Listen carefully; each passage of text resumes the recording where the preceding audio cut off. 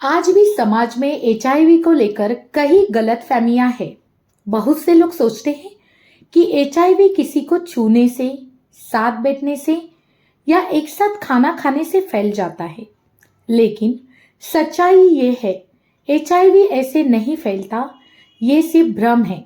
HIV एक virus है जो शरीर की रोग प्रतिरोध क्षमता को कमजोर करता है। जब इम्यून सिस्टम कमजोर हो जाता है तो शरीर बीमारियों से लड़ नहीं पाता। समय पर इलाज न हो, यही एचआईवी आगे चलकर एड्स बन सकता है। लेकिन एचआईवी इन चीजों से बिल्कुल नहीं फैलता। हाथ मिलाने से, गले लगाने से, साथ बैठने से, एक साथ खाना खाने से, कपड़े पहनने से, खांसने, छींकने से, पसीने से, पानी से या मच्छर काटने से। इसलिए ये मानना है कि एचआईवी छूने से नहीं फैलता, ये गलत है। एचआईवी से डरने की नहीं, समझने की जरूरत है। सही इलाज से एचआईवी वाला व्यक्ति भी सामान्य जीवन जी सकता है। हमें बीमारी से नहीं, भ्रम से लड़ना चाहिए और इंसानियत बनाए रखनी चाहिए। दोस्तों, आज मैं आपको एक मासूम से लड़के की कहानी सुनाने वाली हूँ जो सच्ची घटना पे आधारित है। आज की कहानी है एक 8 साल के मासूम बच्चे की, जिसकी उम्र किताबें उठाने की थी, लेकिन किस्मत ने उसके हाथों में मां की लाश थमा दी।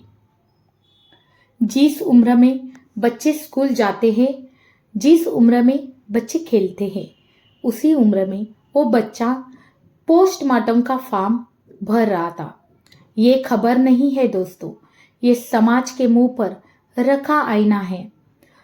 जब बच्चा बड़ा हो गया और समाज छोटा पड़ गया। उत्तर प्रदेश के एटा जिले का एक छोटा सा गांव नगला, धीरज इसी गांव में रहता था। एक बच्चा, उसका नाम था धीरज, लेकिन उसकी जिंदगी में धैर्य नहीं, बस दर्द ही दर्द था। 1 साल पहले उसके पिता की मौत हो गई। घर का सहारा चला गया। माँ उसकी पूरी दुनिया बन गई। माँ बीमार रहने लगी, कभी बुखार, कभी कमजोरी, कभी सांस की तकलीफ।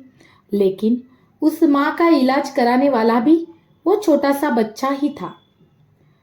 जिस उम्र में खेलना था, वो बच्चा अस्पतालों में भटकता रहा।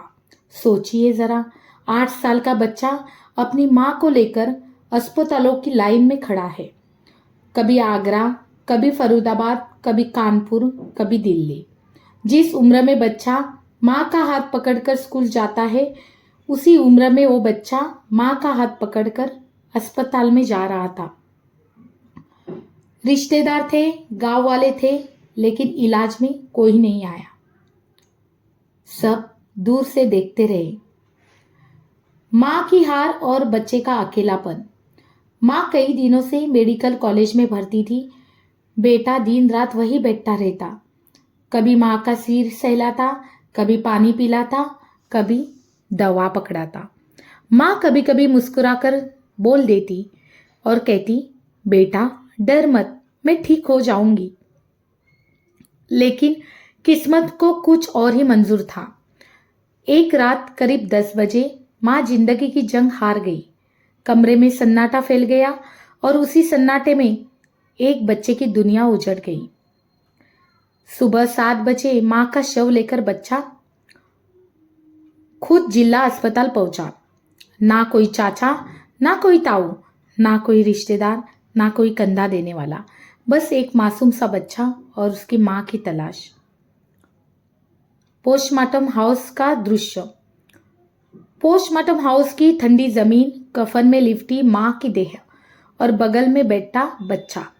कभी माँ को देखता, कभी कफन को छूता, कभी अपनी आंखें पोंछ लेता। उसकी सिसकिया की आवाज पूरे कमरे को चुप करा देती थी। जो भी वहां से गुजरता नजरें झुकाकर निकल जाता, क्योंकि उस बच्चे की आंखों में दर्द था और समाज की हार थी। जिस उम्र में काफी भरनी थी, सोचो, जिस हाथ में पेंसिल होनी चाहिए थी, सोचो उसी हाथ में से वो बच्चा पोस्टमार्टम का फॉर्म भर रहा था। जिस उम्र में बच्चे क ख ग लिखते हैं उसी उम्र में वो बच्चा अपनी माँ की मौत के कागज भर रहा था। ये कोई फिल्म नहीं है, यह हकीकत है। गवाह नहीं मिले। माँ के पंचनामा के लिए 5 गवाह चाहिए थे, लेकिन पूरे 17 घंटे तक 5 लोग तक नहीं मिले। गांव जानता था, रिश्तेदार जानते थे, फिर भी कोई नहीं आया। जब माँ बीमार थी कोई नहीं, जब माँ मरी कोई नहीं। समाज चुपचाप तमाशा देख रहा था। बच्चे के पास करीब 4-5 बीघा जमीन है। बच्चा खुद कहता है, मेरे चाचा मेरी जमीन लेना चाहते हैं, मुझे डर लगता है, मुझे मार ना दे। सोचिए दोस्तों, 8 साल का बच्चा अगर ये शब्द बोल रहा है तो डर कितना गहरा होगा। इलाज में किसी ने 1 रुपया नहीं दिया। मौत के बाद सबको जमीन याद आ गई। रिश्ते अब सहारे के नहीं, शिकारी बन गए। जहाँ रिश्ते फैले हुए वहां पुलिस खड़ी हुई, जहाँ समाज पीछे हट गया वहां वर्दी आगे आई। उन्होंने माँ का पूरे सम्मान के साथ अंतिम संस्कार किया। उस बच्चे का हाथ थामा। जब सब मुंह फेर रहे थे तब पुलिस ने इंसानियत दिखाई। आज देश में संस्कार की बातें हो रही हैं, परिवार की दुआई दी जाती है, लेकिन एटा का वो बच्चा पूछ रहा है, संस्कार कहाँ थे, रिश्ते कहाँ थे, इंसानियत कहाँ थी। जिस समाज में बच्चा माँ की लाश अकेले उठाए, उस समाज को खुद से सवाल करना चाहिए। माँ तो चली गई, लेकिन पीछे छोड़ गई एक बच्चा और एक सवाल। क्या रिश्ते सिर्फ जमीन तक रह गए हैं? क्या इंसानियत अब कमजोर हो गई है? दोस्तों, ये सिर्फ एक कहानी नहीं है, ये हर उस बच्चे की कहानी है जो अपनों के बीच भी अनाथ हो जाता है। अगर ये कहानी आपके दिल को छू जाए तो इसे ज़रूर शेयर करिए, ताकि कोई और बच्चा अगर मेरी एक बात भी किसी टूटे इंसान को हिम्मत दे सके, अगर मेरी एक बात भी किसी को सही दिशा दिखा सके, तो मैं मानूंगी कि मेरा जीवन सफल हो गया। क्योंकि सच्ची सफलता वही है जो दूसरों के जीवन में उजाला बनकर पहुंचे।